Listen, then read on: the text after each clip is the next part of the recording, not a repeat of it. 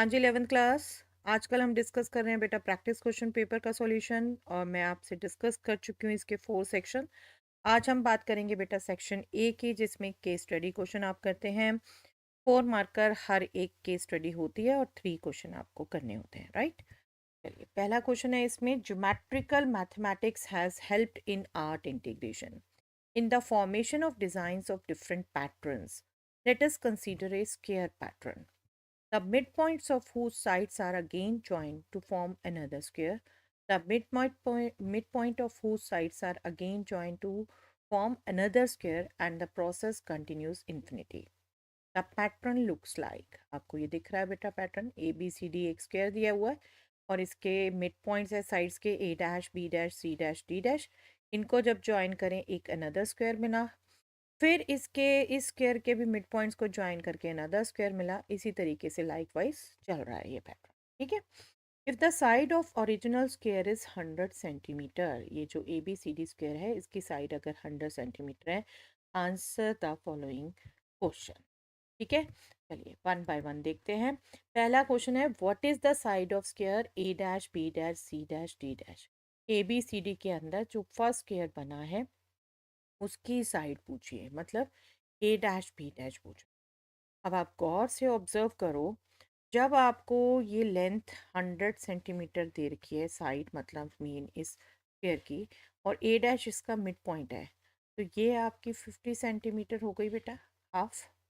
और इसी ढंग से बी डैश बी, ये भी 50 सेंटीमीटर हो गई, और ये स्क्वायर है तो ये एंगल 90 डिग्री है। That means A dash B B dash, ये राइट ट्रायंगल हो गया बेटा, राइट ट्रायंगल। इसका जो ये हाइपोटेनस है ए डैश बी डैश, वो उस स्क्वायर की साइड है जो आपसे पूछ, ठीक है। तो साइड पूछिए आपसे ए डैश बी डैश, और हम इस राइट ट्रायंगल में पाइथागोरस थ्योरम लगा सकते हैं बिल्कुल। A dash B dash by Pythagoras, वैसे तो ये 1 मार्क का है, आपको रीज़न भी इतना लिखने की जरूरत नहीं है, आप सीधा कैलकुलेट करके दिखाइए। A dash B dash will be square root of, ठीक है, base square 50 centimeter square, perpendicular square 50 centimeter square, और ये साइड भी सेंटीमीटर आनी है तो मैंने यूनिट सीधा बाहर लिख दी बेटा। Square root of 50 square plus 50 square, अब यहीं थोड़ी सी कैलकुलेशन आपकी होनी चाहिए बेटा। 50 स्क्वायर और 50 स्क्वायर को ऐड किया तो 2 इंटू 50 स्क्वायर। आप पहले 2500 निकालो, 2500 निकालो, ऐड करके फिर उसको देखो। इसके बजाय ये करना ज़्यादा बेटर रहेगा बेटा। 50 स्क्वायर से 50 बाहर हो गया, 50 रूट 2, ये आपकी साइड आ गई जो आपसे पूछी थी, ठीक है। सिंपल निकल गई पाइथागोरस थ्योरम यूज करके, ओके। चलिए अब next part, find the area of the square A double dash B double dash C double dash D double dash. जो सेकेंड स्क्वायर अंदर बना, पहला A dash B dash C dash D dash था, अगला A double dash B double dash C double dash D double dash, इसका area पूछा। इसका area मतलब इसकी साइड का स्क्वायर। अब देखो, ये इसकी थी साइड 100, ठीक है। फिर इसकी साइड ए डैश बी डैश हमारे पास आ गई 50 रूट 2, तो ये जो हाफ है ये क्या हो गई 25 रूट 2, और ये भी राइट ट्रायंगल है, ये हाफ भी 25 रूट 2। अब हमें A double dash B double dash चाहिए, ठीक है। और एरिया क्या होगा एक्चुअल में इसका, A double dash B double dash का स्क्वायर ही एरिया होगा, इस साइड का स्क्वायर ही होगा ना। एरिया ऑफ स्क्वायर क्या होता है, साइड स्क्वायर। और ये साइड हाइपोटेनस है इस राइट ट्रायंगल में, और ये आपकी कैसे निकलेगी, A dash whole square plus A dash B double dash whole square, that means Pythagoras theorem use करके। और ये दोनों भी सेम है बेटा, आप इनको भी पुट करेंगे तो 25 root 2 whole square plus 25 root 2 whole square, और इसमें यूनिट आने वाली है स्क्वायर सेंट, एरिया की यूनिट होगी ना। इसको अब आप कैलकुलेट करेंगे बस, twice of 25 square that means 625 root 2 square that means 2, इसका ट्वाइस हो गया ना, सेम है ये। बस ये क्या हो गया बेटा आपका 625 का 4 times that means 2500 square centi. Okay, आप एक तरीके से देखें तो इसकी साइड जो बनी वो एक्चुअल में 3 बनी। ठीक है, साइड। चलिए नेक्स्ट, हम लेकिन एरिया निकालना था वो हम निकाल। Find the perimeter of the square A dash B dash C dash D dash. First जो हमने निकाला जिसकी साइड अंदर पहला जो स्क्वायर है उसका पेरीमीटर पूछा। 4 टाइम्स ए डैश बी डैश बेटा, और ए डैश बी डैश हमने निकाला था 50√2। पेरीमीटर की यूनिट सेंटीमीटर हो गई यहाँ पर, ये हो गया 200 square root 2 centimetre. Okay, simple mensuration है आपकी। Find the sum of areas of squares if process continues in. Sum of the areas मतलब सबसे जो देखो, अच्छा रिकॉल करा दूं, सबसे जो बाहर का था उसकी साइड 100 सेंटीमीटर, फिर नेक्स्ट की साइड आई थी हमारी 50√2 सेंटीमीटर, फिर उससे नेक्स्ट की आई 50 सेंटीमीटर। तो हम एक्चुअली क्या कर रहे हैं, √2 से डिवाइड करते जा रहे हैं बेटा। तो एरिया आप अगर बात करेंगे, सबसे बाहर वाले स्क्वायर का एरिया 100 स्क्वायर, यूनिट अभी नहीं लिखती, सीधा लास्ट में लिख देंगे स्क्वायर सेंटीमीटर, प्लस अगला इसको √2 से डिवाइड किया तो 50√2 स्क्वायर, फिर अगला 50 स्क्वायर। ठीक है, सो ऑन इन्फिनिटी तक गए हैं बेटा, इन्फिनिटी तक गए हैं। आप इसको अब गौर से देखो, जस्ट आपकी अंडरस्टैंडिंग है। 100 स्क्वायर फर्स्ट टर्म, 100 स्क्वायर को जब आपने 1/√2 स्क्वायर से मल्टीप्लाई किया तब आपकी ये नेक्स्ट टर्म आई।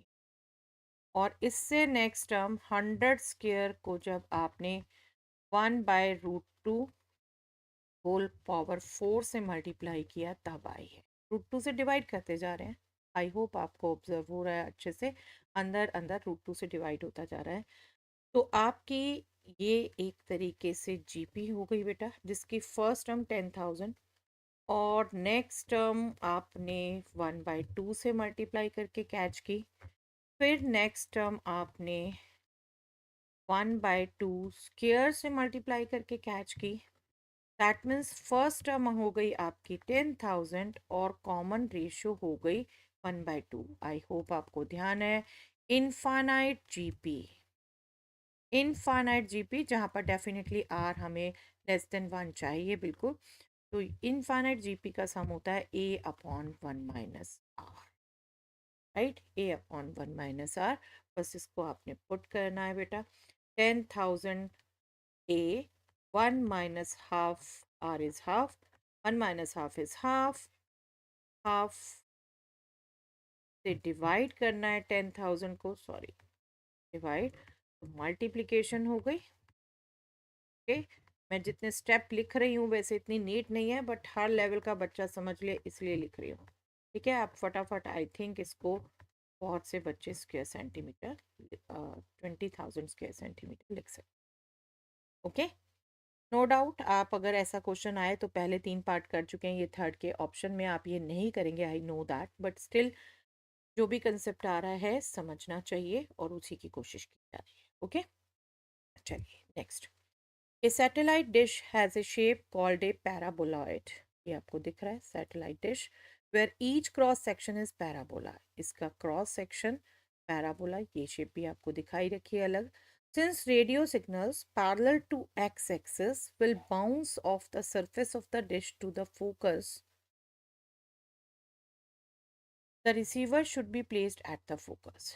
क्योंकि जो रेडियो सिग्नल है वो फोकस पर बाउंस होंगे इसके सरफेस एरिया पर, तो आपको रिसीवर जो है वो फोकस पर करना है put.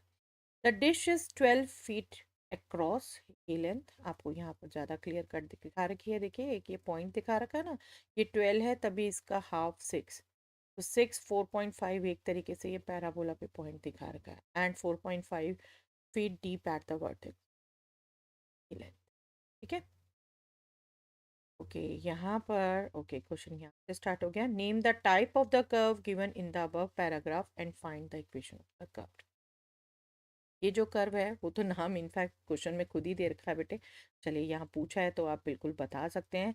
Name of the curve is parabola और इसकी इक्वेशन भी बतानी है। और देखिए आपको दिख रहा है ये पैराबोला कैसा है, वाई के अलॉन्ग सिमेट्रिक और अपवर्ड है। That means x square is equal to 4ay term का एक पॉइंट आपको पता चल रहा है, निकाल सकते हैं ना। चलिए निकालते हैं, इसे कैलकुलेट करते हैं।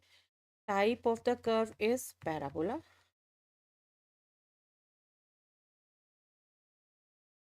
ठीक है। और equation, let equation be, equation हमने मान ली x square is equal to 4ay, then as 6 4.5 lies on it, इसको सेटिस्फाई करेगा बेटा। 6x coordinate 36 is equal to 4 into a into y is 4.5। That means a क्या हो गया 36 और ये आपका हो गया बेटा 2 हो गया a। That means equation of the curve is,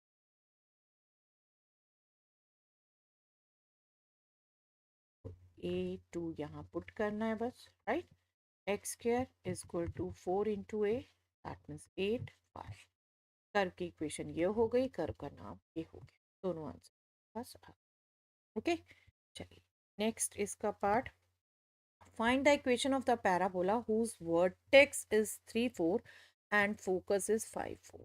yes, हमने बिल्कुल कोर्स में स्टैंडर्ड फॉर्म्स किए हैं, हमारे सिलेबस में भी स्टैंडर्ड फॉर्म लिखी है बेटा। बिल्कुल मैं इसे आउट ऑफ कोर्स कहूँगी क्वेश्चन को, बट ये अच्छी अपॉर्चुनिटी है। एक कंसेप्ट शिफ्टिंग ऑफ ऑरिजिन आपसे एक डिस्कस कर लेती हूँ, कोई हर्ज नहीं है एक्स्ट्रा कुछ डिस्कस करने में, कंपटीशंस आपने देने ही है।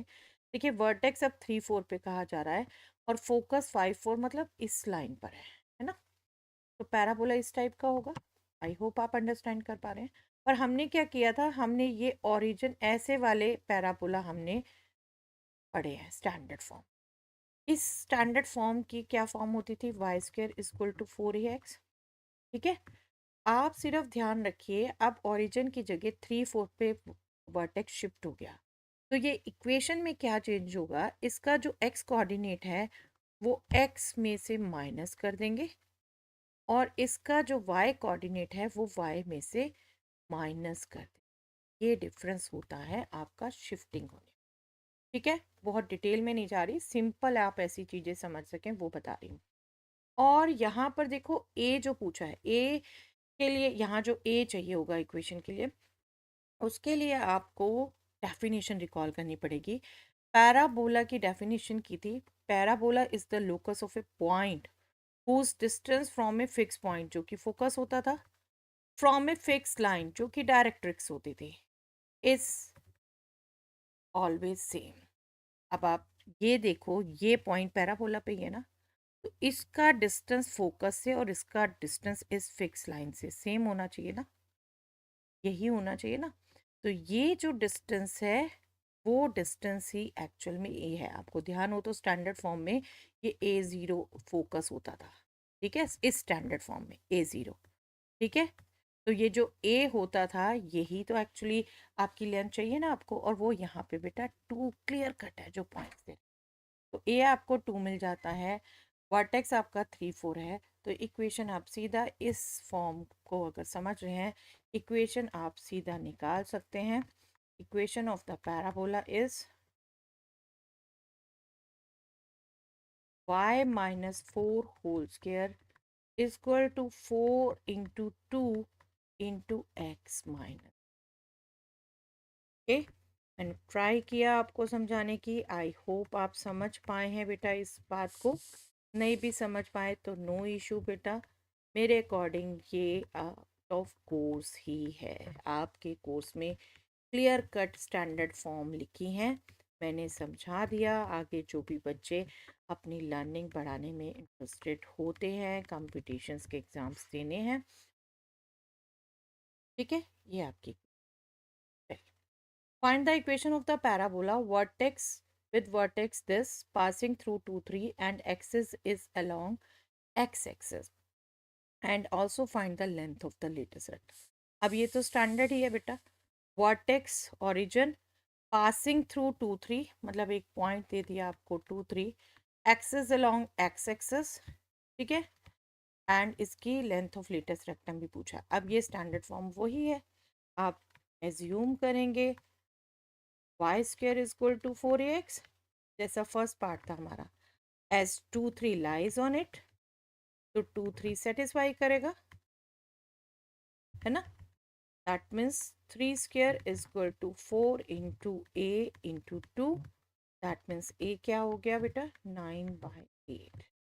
ओके, तो इक्वेशन क्या हो गई, आप इसमें पुट करेंगे y square is equal to 4 into 9/8, that means 9/2x, जिसको आप बिल्कुल 2y square is equal to 9x भी लिख सकते, ठीक है।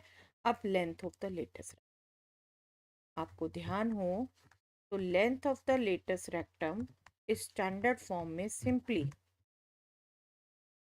4a होती थी बेटा। यहाँ अगर आपका फोकस है a0, इससे ये जो आपकी ये पास होगी ये 4a है, ठीक है, 4a, जो कि आप यहाँ देखो क्लियर कट स्टैंडर्ड फॉर्म में लिखा है, तो 9/2, कैलकुलेशन भी दोबारा करने की ज़रूरत नहीं है। ओके, 9/2 हो गई length of the latus rectum. चलिए इसके ऑप्शन में क्या है बेटा देखते हैं। Find focus, length of the latus rectum and equation of the directrix of the parabola x square is equal to 8y। अब इसका एक्सिस वाई एक्सिस है बेटा, दैट मीन्स इस शेप का पैराबोला। आपको बार बार कहा कहती हूँ कि हमेशा विजुलाइजेशन अपनी स्ट्रांग रखिए, एक रफ फिगर बना लीजिए। आपसे फोकस पूछा है, दैट मीन्स 0a, ठीक है। Length of the latus rectum पूछी है, वो सब में 4a होती है। डायरेक्ट्रिक्स की इक्वेशन, ये आपकी लेंथ है, तो डायरेक्ट्रिक्स आपकी इसके इधर -a, ये लेंथ मतलब a रहेगी आपकी, ये एक्स एक्सिस के parallel, that means y is equal to minus, ठीक है। ये आपसे तीन चीज़ें पूछी है, यहाँ से बस पढ़ लीजिए। X square is equal to 8y, आप जब इसे कंपेयर करो, x square is equal to 4 into 2 into y, that means A, आप इसे कंपेयर कर रहे हैं x square is equal to 4ay से, here A is 2, that means focus is 0a, हम पहले रिकॉल करा चुके हैं 0 2, ठीक है। Length of the latus rectum is, वो तो यहीं से आपकी इक्वेशन से ही आ जाती है 8, ठीक है। 4a आपका नो डाउट फॉर्मूला है, यहाँ पर वो 8 आ रहा है, ठीक है। इक्वेशन ऑफ डायरेक्ट्रिक्स, जब हम विजुलाइजेशन करके वहाँ पर सब रिकॉल कर चुके, देखिए कितना इजी हो जाएगा। यहाँ a रखना आपने, y is equal to minus, okay, simple. चलिए लास्ट केस स्टडी बेटा। Kushali is writing examination. She is reading question paper during reading time. She reads instructions carefully. While reading instructions, she observed that the question paper consists of 15 questions divided into two parts. Part 1 containing 8 questions and part 2 containing 7 questions. I think simple understanding है बेटा। Part 1 में 8 questions हैं, part 2 में 7 question है, paper में total 15 questions, ठीक है। चलिए इंस्ट्रक्शन देखते हैं आगे। If Khushali is required to attempt 8 questions in all, 8 questions in all, selecting at least 3 from each part, then in how many ways can she select these questions? Regular question है बेटा, कर चुके हैं आप बुक में ऐसे। क्वेश्चन पेपर दो part में है, पार्ट 1 में 8 क्वेश्चंस, पार्ट 2 में 7 क्वेश्चन, और 8 क्वेश्चन टोटल करने हैं, ठीक है। लेकिन एटलीस्ट 3 हर एक पार्ट में से होने चाहिए। अगर पार्ट 1 से 3 ले लिए तो पार्ट 2 से 5 सारी ऑप्शंस लेनी होंगी ना, या फिर पार्ट 4 1 से 4 लिए तो पार्ट 2 से भी 4 ही लेगा, और अगर पार्ट 1 से 5 ले लिए तो पार्ट 2 से 3, इससे आगे नहीं जा सकते आप, क्योंकि 3 से कम किसी सेक्शन से नहीं लेने, 3 तो लेने ही लेने हैं। अब यहाँ आप simple fundamental principle of counting use करते हो, सिलेक्शन हो रहा है, एनसीआर का फॉर्मूला यूज करते हो, टोटल नंबर ऑफ वेज हो जाएंगी,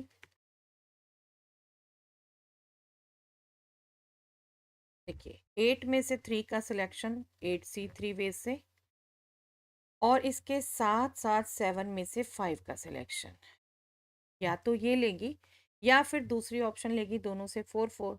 तो यहाँ पर तो आपने यूज किया fundamental principle of counting of multiplication.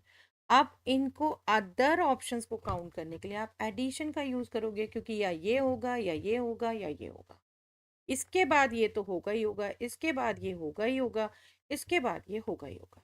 तो वहाँ मल्टीप्लिकेशन जब एक के बाद दूसरी एक्टिविटी होगी होगी, जहाँ आइदर और वाली बात है वहाँ एडिशन। ठीक है, तो 8 में से 4 क्वेश्चन का सिलेक्शन करेगी और 7 में से भी 4 क्वेश्चन का सिलेक्शन करेगी। फिर एडिशन, लास्ट ऑप्शन उसके लिए क्या है, 8 में से 5 क्वेश्चन का सिलेक्शन करेगी और 7 में से 3 क्वेश्चन का सिलेक्शन। राइट, और इसको आप इजीली कैलकुलेट कर सकते हो बेटा। 8C3 आपको शॉर्ट फॉर्म में सिखाया हुआ है। 3 फैक्टर न्यूमैरेटर में, 3 फैक्टर 3 से स्टार्ट करके डेनोमिनेटर में। 7C5 को आप बिल्कुल आप रिजल्ट याद रखते हैं, NCR equal to NCN-R। 7C5 change हो जाएगा 7C2 में। 8C4 इसी ढंग से आप कैलकुलेट कर सकते हैं। आई थिंक मैं छोड़ सकती हूँ ये कैलकुलेशन, आप अपने आप इसको कंप्लीट कर सकते हैं। राइट, 7C4 आपका चेंज हो सकता है 7C3 में, that will be shorter using this result. Plus 8C5 आपका चेंज हो सकता है 8C3 में, जो यहाँ निकालोगे वही पुट कर सकते हो।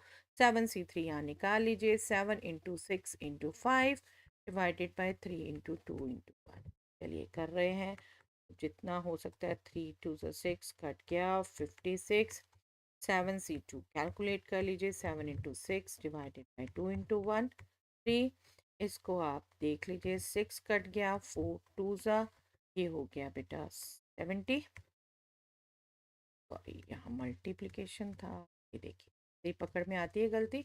7C3 हम यहाँ निकाल रहे थे, 2 3 ये पूरा ही कट गया है ना, 7 5 30, 70 इंटू 35 प्लस 8C3 हमने ये निकाला था 56 इंटू ये हमने निकाला 30। बस इसको कैलकुलेट कर लीजिए बेटा, 56 इंटू 21 प्लस 70 इंटू 35, ये आपका हो जाएगा 245 0 प्लस 56 इंटू 35। आई थिंक ये भी आप ऐड करेंगे तो 56 इंटू 56। ये कैलकुलेशन अब आपके ऊपर है बेटे, कैसे करते हैं आप। 21 प्लस 35 आपका ऐड होगा, तो ये भी 56 आ गया। इसको आप कैलकुलेट करके 56 इन 56, चलिए आप कैलकुलेट कर ही दिया है तो मैं पूरा कर ही देती हूँ बेटा। 56 इंटू 56 हम वैदिक मैथ्स यूज़ कर सकते हैं। 56 सीधा ओके स्क्वायर भी कर सकते हैं, वो छोड़िए। This will be 2500, this will be 36, this will be 60 600।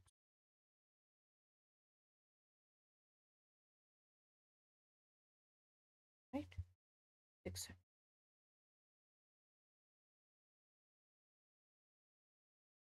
this will be 31 36। okay,